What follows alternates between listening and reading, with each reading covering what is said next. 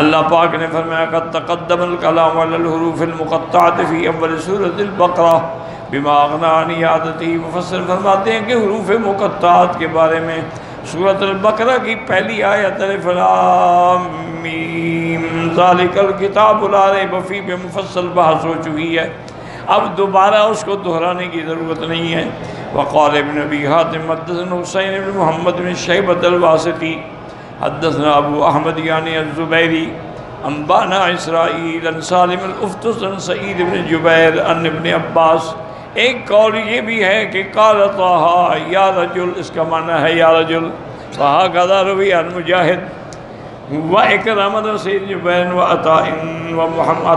محمد بن کعب و ابی مالک و عطیۃ الاوفی والحسن وقتادہ والضحاک والسدی وابن ابزا انہم قالوا طہ بمعنی یا رجل، وفی روایت ابن عباس و سعید بن جبیر بن الثوری انہا کلمۃ بالنبتیۃ معناہا یا رجل، کہ نبتی زبان میں طہ کہتے ہیں یا رجل۔ لیکن یاد رکھیں یہ صرف اقوال ہیں، ورنہ اللہ کا قرآن عربی ہے، اس میں نبتی زبان کا حرف کیسے آ گیا؟ کیونکہ جب اللہ نے قرآن میں واضح کر دیا ہے اِنَّا جَعَلْنَاهُ قُرْآنًا عَرَبِيًّا، اور دوسرے مقام پہ بھی فرمایا کہ نَزَلَ بِهِ الرُّوحُ الْأَمِينُ عَلَىٰ قَلْبِكَ لِتَكُونَ مِنَ الْمُنذِرِينَ بِلِسَانٍ عَرَبِيٍّ مُبِينٍ، تو اس میں کسی اور لغت کا کوئی حرف نہیں آ سکتا ہے، بلکہ یہ عربی لفظ ہے اور حروف مقطعات ہیں۔ واسند القاضی عیاض فی کتابی الشفاء من طریق عبد بن حمید فی تفسیرہ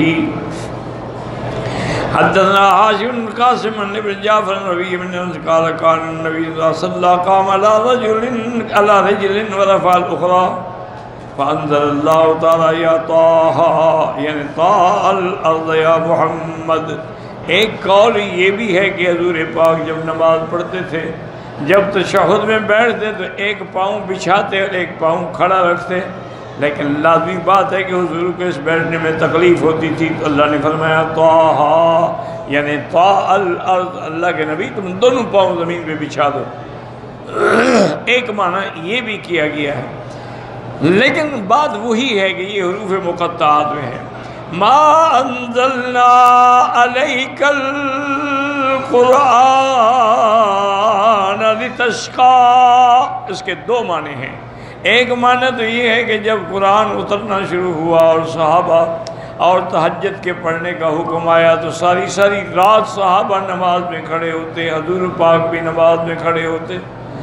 کیونکہ اللہ نے حکم دیا تھا کہ یا ایھا المزمل قم اللیل الا قلیلا، رات کا زیادہ حصہ آپ نماز میں گزاریں مگر تھوڑا آرام کر لیں۔ پھر رعایت کی تو فرمایا نصفہ، یا آدھی رات آرام کریں اور آدھی رات تہجد پڑھیں، او انقص منہ قلیلا، یا دو حصے آرام کریں اور ایک حصہ تہجد پڑھیں۔ تو ڈر کے مارے کہ بھی کتنا ہم نے پڑھا، ٹھیک زیادہ پڑھا، تھوڑا وقت پڑھا تو پاؤں پہ ورم آ جاتی تھی۔ ہم نے قرآن اس لیے تو نہیں اتارا کہ آپ مشقت میں پڑ جائیں۔ ایک ترجمہ یہی ہے کہ ما انزلنا علیک القرآن لتشقى،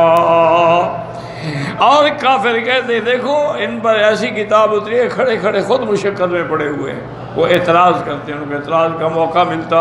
قال جبیر بن ثابت لما انزل اللہ القرآن علی رسولہ صلی اللہ علیہ وسلم قام به واصحابہ فقال المشركون من قریش ما انزل هذا القرآن على محمد الا ليشقى فانزل اللہ تعالی، اللہ نے فرمایا میرے محبوب ہم نے قرآن اس لیے نہیں اتارا کہ آپ اپنی مشقت میں پڑھیں یا کافروں کو اعتراض کا موقع ملے، بلکہ یہ تو نصیحت ہے، موعظت ہے اس کے لیے جو اللہ سے ڈرنے والا ہے۔ الا تذکرۃ لمن یخشی فلیس الامر کما زعمه المبطلون بل من آتاہ اللہ العلم وقد اراد به خیرا کثیرا،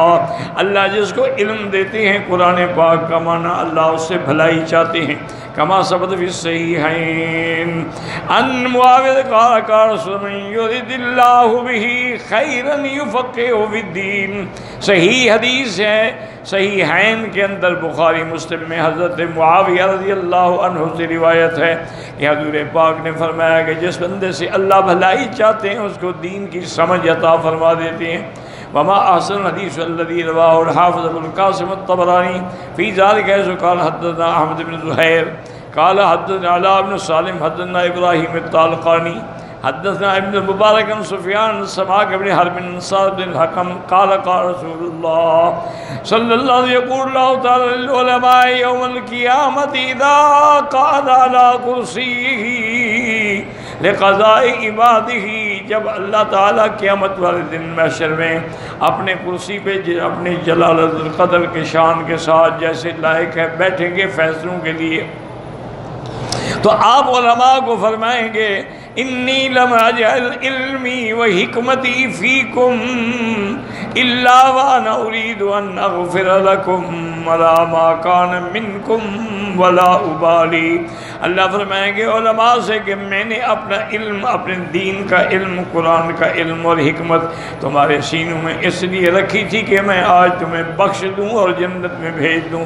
میں نے تمہیں بخش دیا ہے، اور ما کان، جو کچھ بھی تم سے ہوا میں نے سب بخش دیا ہے، سب معاف کر دیا، سب جنت میں چلے جاؤ۔ اسنادہ جید وصالح بن الحکم هذا هو الذي ذكره ابو امن في استيابه وقال نظر البصرة ثم تحول الكوفة، رواه سماك بن حرب وقال مجھے في قوله ما انزلنا عليك القرآن لتشقى، انہوں نے کہا کہ اللہ فرماتے ہیں کہ ہم نے قرآن نہیں اتارا کہ آپ مشقت میں پڑھیں، جتنا پڑھ سکتے ہیں تہجد میں پڑھ لیں، ساری رات کھڑے ہونے کی ضرورت نہیں ہے۔ فقرؤوا ما تيسر منه وكانوا يعلقون الحبال بصدورهم في الصلاة، پہلے کھڑے رہتے تھے اور رسیاں باندھ لیتے تھے تاکہ اگر نیند آئے تو جھٹکے سے بیدار ہو جائیں۔ وقال قتادہ ما انزلنا عليك القرآن تشقى، لا والله ما جعله شقاء،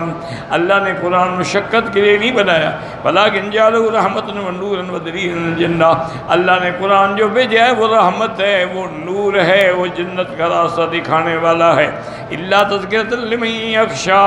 ان اللہ انزل کتابہ وبعث رسولہ رحمة رحم بها عباده ليذكر ذاکر وینتفع رجل سمع کتاب اللہ وذکر انزل اللہ فی حلالہ وحرامہ، اللہ نے یہ کتاب اتاری ہے، اپنا رسول بھیجا ہے، رسول رحمت، اور یہ بھی اللہ کی رحمت ہے، اپنے بندوں پہ رحمت کی ہے تاکہ ذکر کرنے والا ذکر کرے، نصیحت پکڑنے والا نصیحت پکڑے،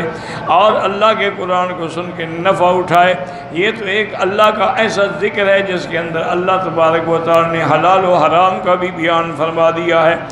اور یہ اس شان والے رب نے اتارا ہے، تنزیلا ممن خلق الارض والسماوات العلی، یہ اس رب نے اتارا ہے جیسے زمینوں کو اور آسمانوں کو پیدا کیا۔ اے ھذا القرآن والذی جاءک یا محمد هو تنزیل من ربک،